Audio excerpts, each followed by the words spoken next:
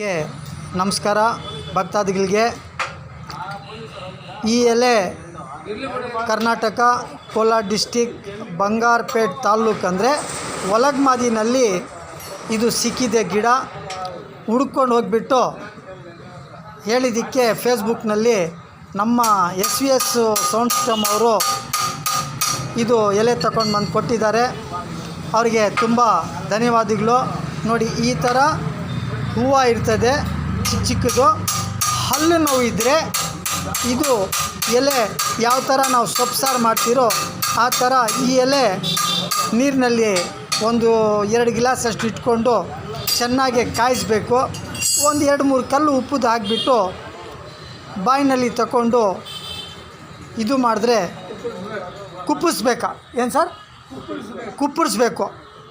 ಕುಪ್ಪಳಿಸ್ಬಿಟ್ರೆ ದೇವರ ದಯ. ಒಂದು 3 ದಿನ ಮಾಡಿ ಬೆಳಿಗ್ಗೆ ಸಾಯಂಕಾಲ ಟೀ ಕಾಫಿಗೆ ಟಾಟಾ ಬಾಯ್ ಬಾಯ್ ಮಾಡಿ, ಎಣ್ಣೆ ಪದಾರ್ಥಗೆ ಬಾಯ್ ಬಾಯ್ ಮಾಡಿ, ನಿಮ್ಮ ಆರೋಗ್ಯ ಚೆನ್ನಾಗಿರ್ತದೆ. ನೋಡಿ, ಈ ಥರ ಇರ್ತದೆ ಹೂವು.